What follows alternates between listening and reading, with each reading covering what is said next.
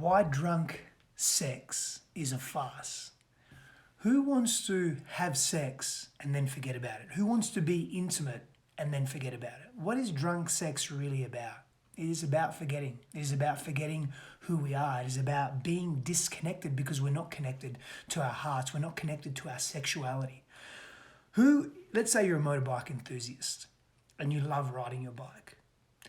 Would you want to go on a motorbike ride through the hills, through the mountains, through the coast, on the ocean, and then the next day forget about it and be really groggy about it? No, you wouldn't. And that goes for any experience that you value, any experience that is meaningful, any experience that is deeply connected. And sexual intimacy is one of those experiences. Sexual intimacy is something that deeply connects us. But when we have a fear of intimacy, or we have a fear of abandonment, or even a fear of loss, or having an amazing experience and then being completely disconnected from it, that scares us. And so if we're intoxicated, if we are distracted and not present in the moment, what tends to happen? Well, we forget about it. It's not really there, but it's still satisfying a sexual urge or a pleasure, a physical need per se.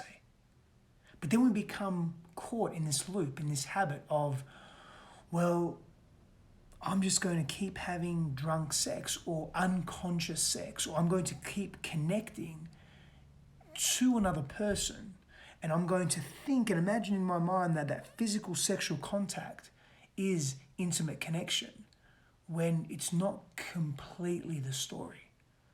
And so when we have that fear of intimacy and fear of getting close to someone, it's still a biological need. We have fertilization-driven mechanisms within us. We have bonding behaviors within us as well that are driving the way that we connect and see people and see ourselves through people. And so that's going to keep happening. But if we have a fear of that because we've experienced that as a loss as a child, or we've experienced unhealthy circumstances around that, maybe through relating through our parents, through our mother or father, they were never available for us, or they were abusive towards us, or we were abused or bullied as kids. We could never get close to anyone, and every time we did, maybe we were shunned, or we were shamed, we were judged. If that has happened, and that's a very real visceral experience for you, then as an adult, you're going to still have that drive to want to be intimate with others, yet there's going to be a fear and an apprehension there. And so drunk sex, or intoxicated sex, or intoxicated intimacy, where you're disconnected from the present moment, you're not fully present, you're not fully there, that's a halfway point.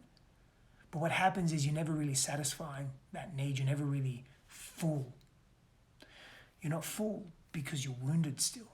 And when we're wounded, what happens? We just want to heal that wound, and we just keep putting a Band-Aid over it.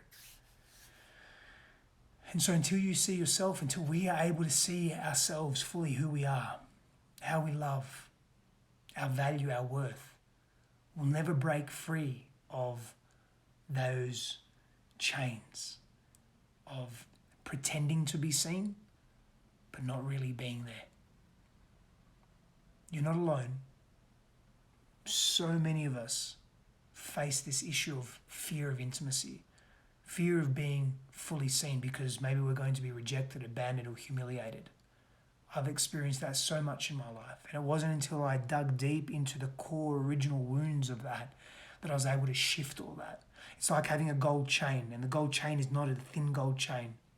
I remember my partner giving this example once when we were teaching together.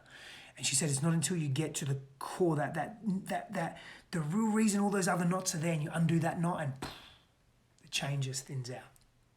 That's what pain is like, and that's what wounding is like. And the opportunity is to go through that, to allow yourself to feel those unexpressed feelings, and to give yourself an opportunity to free yourself from the past. Power and blessings. I'll see you soon.